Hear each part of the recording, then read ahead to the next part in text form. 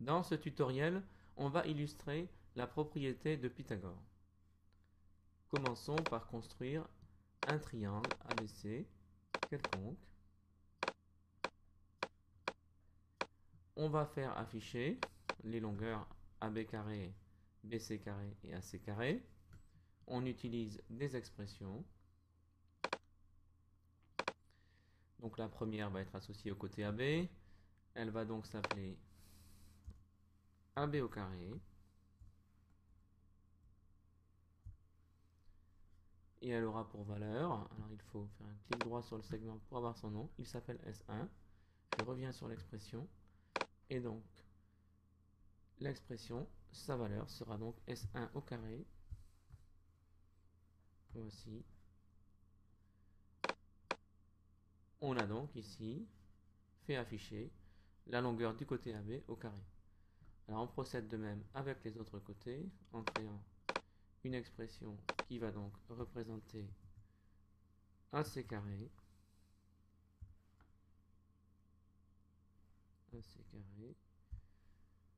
et qui aura pour valeur S3 au carré, j'imagine, effectivement. Donc S3 au carré, voici. Et enfin une expression pour BC au carré, qui aura donc pour valeur, comme pour nom, BC au carré, et qui aura pour valeur S2 au carré. Voici. Alors on dispose de ces trois longueurs au carré qui sont affichées. On peut ensuite, les points étant dynamiques, faire bouger la figure et observer ce qui se passe ici d'intéressant. Quand par exemple on va prendre un triangle qui s'approche du fait d'être... Alors on va prendre AB au carré qui vaudrait 10 par exemple. Voilà, bien. Et on va prendre un triangle qui se rapproche d'un triangle rectangle en A. Alors on s'aperçoit ici que... Voilà. Alors l'angle ici, on pourrait faire afficher cet angle. On va le faire. Alors il vaut ici 89 degrés. On est proche de l'angle droit. Et on s'aperçoit que dans ce cas-là, il semblerait eh bien, que les deux côtés de l'angle droit ici, quand ils sont pris au carré et qu'on les ajoute, on obtient le troisième côté au carré. On va donc faire afficher la somme des deux premiers côtés au carré. Donc il s'agira cette fois de AB au carré plus AC au carré. Et ça aura pour valeur S1 au carré plus S3 au carré. Voici. Et donc je vais déplacer ici 7. Voilà, donc j'ai ici ajouté les deux précédents. Et je m'aperçois que effectivement ces deux expressions ont l'air très proches. Alors cela dit, ces 89 degrés, ce n'est pas un angle droit parfait, donc on va ici tester en prenant un angle droit parfait. Donc pour cela, je vais d'abord déplacer le point C ici. Je vais donc tracer la perpendiculaire au segment AB en A. Et je vais imposer au point C, je vais l'attacher ici à cette perpendiculaire pour l'obliger à réaliser un angle droit en A. Je vais mettre cette perpendiculaire en pointillé, voici. Et donc cette fois-ci, je m'aperçois qu'avec 5 chiffres significatifs, eh bien, j'ai parfaitement l'égalité. AB au carré plus AC au carré égale BC au carré. Alors, vous voyez que cette égalité est préservée, quelle que soit la position ici des points. Donc pour n'importe quel triangle rectangle, AB au carré plus AC au carré égale BC au carré. Donc voilà pour cette activité assez naïve ici sur la propriété de Pythagore. Je vous recommande également deux activités présentées sur le site qui sont vraiment très bien conçus.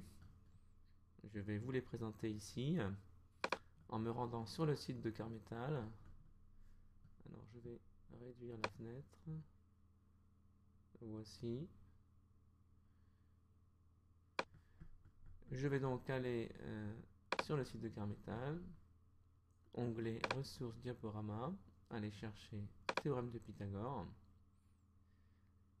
Alors malheureusement, les problèmes récents de Java m'empêchent ici de visionner ces activités, mais je vais les télécharger. Je fais un clic droit et je vais enregistrer la cible du lien sous. Je vais la mettre sur le bureau. Le fichier s'appelle approche.zir, je l'enregistre. Bon, je l'avais déjà enregistré, je vais le remplacer ici. Et donc maintenant, je vais revenir sur le bureau et je vais aller chercher ce fichier pour l'ouvrir avec Carmetal. Voici. Alors, vous voyez, il s'agit d'une démonstration de la propriété de Pythagore avec des puzzles. Donc, on a construit un triangle rectangle et on va illustrer Bon, c'est une démonstration. On va démontrer ici que la somme de ces deux carrés, la somme des aires de ces deux carrés est égale à l'aire de ce carré. Alors en fait, on peut déplacer ici, on va faire une découpe. On va procéder comme pour un puzzle, mais vous voyez qu'il y a une marge de liberté. On peut ici découper un peu comme on le souhaite. Donc une fois que j'ai choisi cette position, je déverrouille et je peux alors déplacer ici comme pour un puzzle ici pour replacer les éléments et je m'aperçois que voilà. Et donc si on rajoutait ce carré ici, on obtient ça. Autrement dit, j'ai réussi à obtenir exactement l'aire du carré de côté l'hypoténuse en utilisant les deux aires, donc les aires des côtés de l'angle droit, des carrés des côtés de l'angle droit. Donc voilà pour cette activité. Je vais maintenant retourner et vous montrer la deuxième, qui est aussi une démonstration bien connue. Donc je procède de la même façon, enregistrer la cible du lien sous. Voilà, je l'enregistre sur le bureau. Je retourne sur le bureau pour aller ouvrir cette démonstration ici. Voici. Alors il s'agit d'une démonstration ici bien connue qui passe par 4 triangles ici qui vont un peu servir de catalyseur à la démonstration. Alors on prend ces 4 triangles ici, puis on va former une figure qui fait apparaître le carré de côté l'hypoténuse. On peut alors maintenant, dans ce même grand carré, qui utilise les 4 triangles catalyseurs, déplacer ici ces triangles pour faire apparaître, cette fois-ci, en dehors des 4 triangles catalyseurs, un carré de côté petit b ici, et un carré de côté petit a, ce qui montre que, eh bien, on a bien l'égalité de Pythagore. Voilà.